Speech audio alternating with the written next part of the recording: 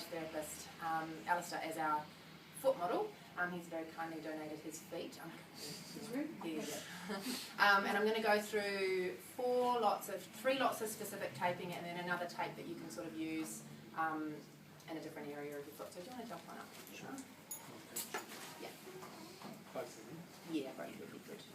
So I'm going to do it 2 ways. I'm going to do the feet, both feet, so that each of the taping techniques on both feet, so that we can get video footage of it from how you would sort of see it, and then another way, so that you can then go back to the Oxfam website and click on this and you can reference it. Patients of mine that have gone onto my website, there's a video there that's about 4 or 5 years old, and it's awful, it's really bad footage, but what they do is they go on and they do their tape and then they pause, and then they do their little technique and then they pause it, and it's just a really good way of, it's almost like having me there sort of coaching you through it. And once you get better at it and more skilled, you'll pick up, you won't need to use the video. Or you can just sit down here as well. Okay, do you want to scoot back, just on your back, just so that your feet are just over the edge. Come over here. Does everyone have Fix-A-Mole? Does everyone know what Fix-A-Mole is? Is it in the blister pack? It is in the blister pack, yes.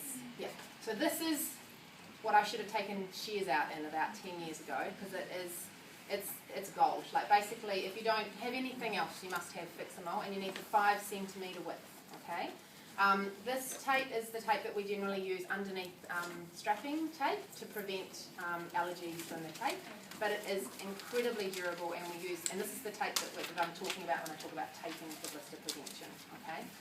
I am slightly anally retentive about how my tape is cut, and the reason for that is to stop it from rolling up when you put your socks on, and for it to last as long as it possibly can. So the little tips that I give you, like rounding the corners and sort of certain things, I'm not just saying that just for the sake of saying it because I'm a bit type A. It does tend to work. And people that have come back have said, oh, I didn't round the edges, and as soon as I put my sock on, it all came up, and 15 minutes of taping's just gone down the drain because you've got to start all over again. So it takes a little bit of extra time, but it's worth doing it.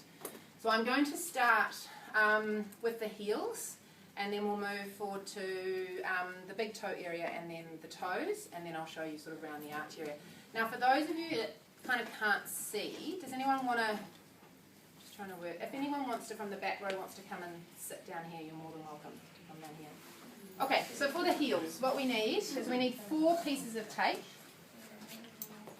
and the way that you measure the length is that you measure so that it comes around to be the length of where it sort of rests on these 2 bony sort of ankle bones, okay? So you want to measure it roughly to be that, and you want to cut 4 pieces of tape exactly the same length. And I tell all my patients with this to pre-cut your tape and have it all individually labelled in little snap block bags when you're on the event, when you're on the trail, and then it's done. And when you're 78 k's into it and delirious and you can't speak and you know that you can point to a plastic bag that has your heel taping, it's already pre-cut, it's ready to go, and you're sort of able to sort of coerce the person who's hopefully going to tape it for you, that you're not going to have to do it yourself. It's a little bit easier, but also just for you when you're training, it just makes life that much more simple. So you put all 4 pieces of tape together and you round the edge, okay? That's tip A, type A, personality, being anally retentive, rounding all together, okay? That helps with it, stopping it from rolling up. 2 pieces of tape stay the same, and 2 pieces of tape we cut halfway up and we cut a split up, and that's going to help it wrap around the base of the heel without creasing. So the trick with this taping in particular is that there's no creasing in the tape, because the skin will swell in an area of a crease and you'll get a blister. Okay, so you want to make sure that everything's sort of relatively, well, is smooth, perfect sort of on the skin. So you've got this first piece of tape is going to go around, and it's going to sit just sort of underneath that bony ankle bone there. Okay, second piece of tape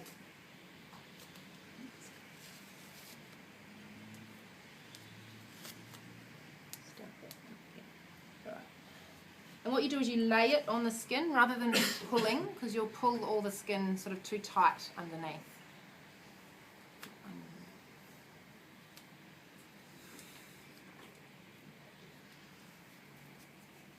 Okay, second piece of tape has one that's got a split in it, And this is going to sit around the rim of the heel.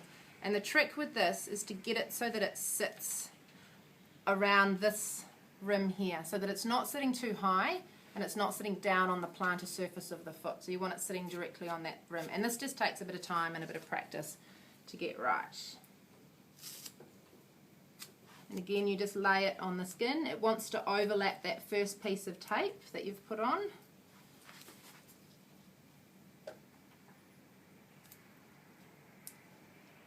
And then at the base of the heel, you just cross the tape over so that there's no skin showing between there. So that's your first two pieces of tape. Your third piece of tape is a stirrup strap that starts at the level where these two finish and wraps up around the foot like that. Again, nice and smooth, no creases.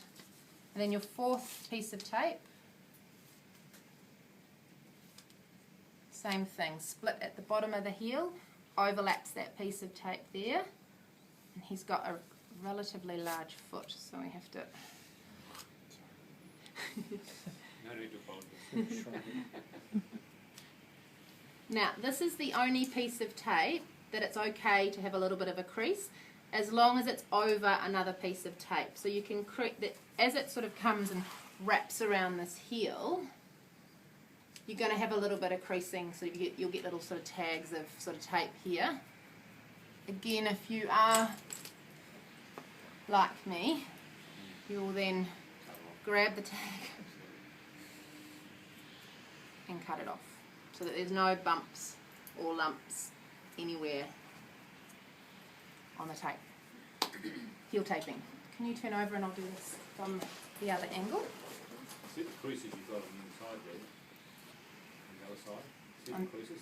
On the other side, around the other side? You'd be folding that out, or You can just gently cut them off. The bubbles sort of things. Where are the On bubbles? the other side. See what sort of... That's the tape, because it's over four, so there's layers of tape on the top. Yeah.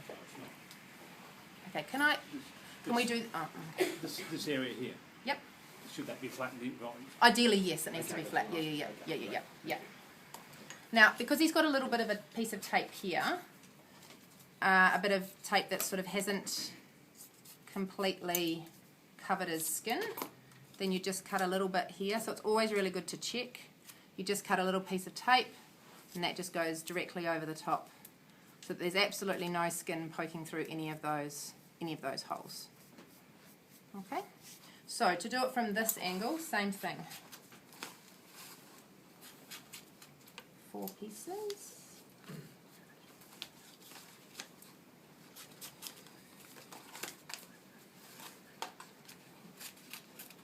And you can see you go through quite a large amount of fixamol, so you'll certainly go through. There's sort of 10 metres in there, but you will go through it quite quickly. There are other brands of this tape, Mefix and Hyperfix. This one's by far and away the best. Designed by Germans, and I've just cut that incorrectly. And the others have been made sort of almost to imitate this tape. And Fixamol, particularly for this event, look, they work really well, but for this event in particular, it seems to be more robust. So it is a bit more expensive than the others, but it does work. Does the tape last the whole walk, or do you It's a good question. Come down towards me. You do have to, part of the reason that we get you to start taping in training is so that you get to know how long it takes for your tape to need to be replaced, okay? It's going to be different on a hot day to a wet day. If it's really dry and dusty and you're getting a lot of sort of dust getting, so it's very dependent. You'll find that you'll get a really good gauge on the longer walks, sort of how long it does take to for that tape to get to a point where it needs to be replaced. So everybody should tape? Everybody? Yeah. Should you tape before you get blisters? Yeah, this is preventative taping. This is not treatment, this is preventative. This is to prevent the hot spots occurring which is the friction that occurs that precludes a blister. Okay. What about double socking? What we might do is, can we do some questions after I've done this, because we're videoing it, and then we'll, yeah, is that all right? And then we can do that, and we can, I can chat about all of the socks and all that sort of stuff afterwards.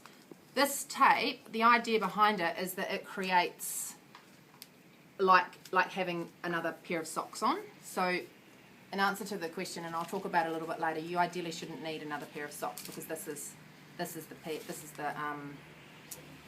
like the second pair of socks, or the first pair of socks. So your fourth piece of tape is going to go overlap the first, place one piece on the heel,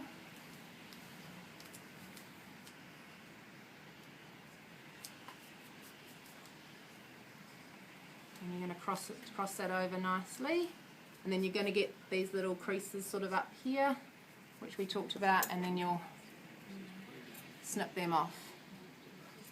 So you can see it takes a long time, and I'm probably quite quick at doing it because I've been doing it for years. But the more you practice, and I actually sort of find if you've got the opportunity, if you get together as a team before you go training, is just to do each other. It's so much easier. But do get used to doing it yourself, because it is important. And you're not always going to be together before you train. Okay, we'll turn you over.